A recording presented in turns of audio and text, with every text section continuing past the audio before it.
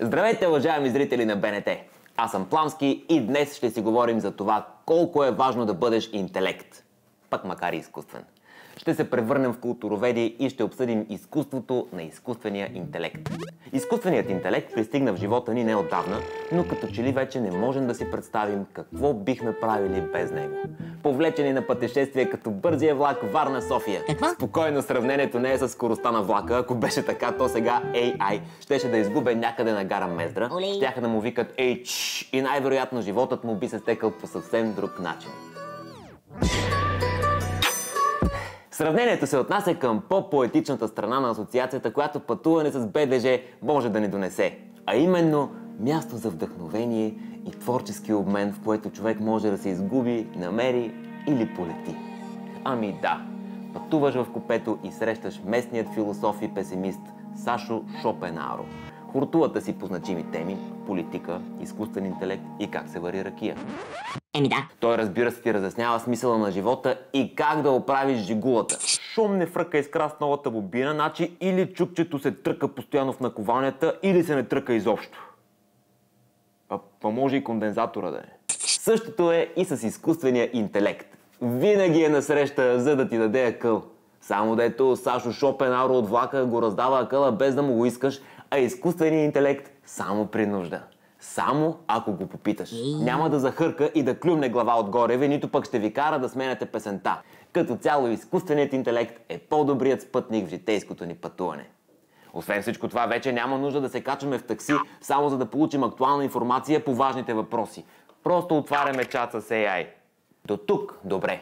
Обаче човека няма угодия, братче, ту му млякото горещо, ту пък друго нещо. Сега започваме да се чумерим, че видиш ли AI ограбва творците и после им раздава изкуството за лайкове. Ами той живота трябва да си следва руслото. Като цяло променят се само обвивките. Едно време човека събирал сливи за смет, сега събира чужди идеи за социален берекет. Поне няма да ти ферментират в джоба, но пък понамирисват, ако ги отвориш пред някои хора с акъл. Ма е време за класация. Топ 3 причини, поради които е крайно време да оставим AI да твори вместо нас. Номер 3. Топлата вода вече е измислена.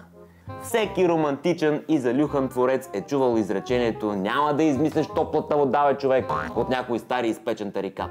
Ами да, драга ми смехурко, няма да измислиш топлата вода, бе, човек. Тя вече е измислена и сега просто трябва да оставим AI да прави с нея каквото си иска. Айде, стига сме си давали зор, време да си починем малко. Който творил. И ако все пак ви хрумне нещо оригинално, AI ще ви каже точно от кого сте го откраднали. В детайли. Номер 2. Защо да е трудно, като може да е лесно? Слоган на съвременния ренесанс или също познат като ленив разцвет.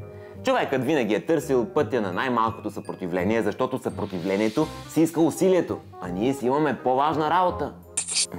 Тия сега, що не ми хареса снимката? Добре, бе.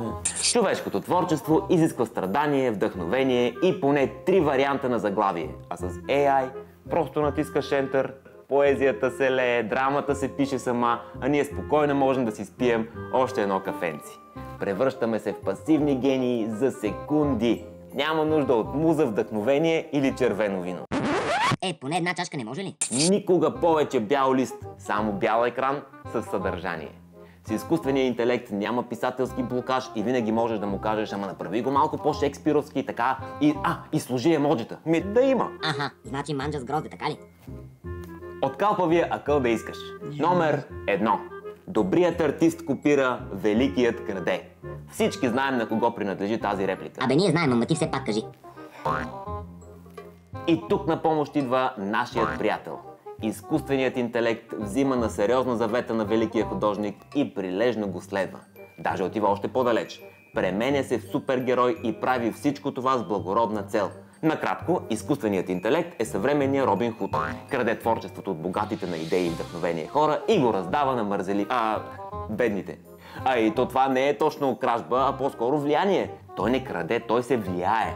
Много от всичко навсякъде по всяко време. То направо стана като заглавие на филм. Ами да, пишем го с чат GPT и го снимаме. Това беше от мен, уважаеми зрители. Сега доглеждам 100% будни и отивам да нарисувам една кубистична картина в стил Пикасо.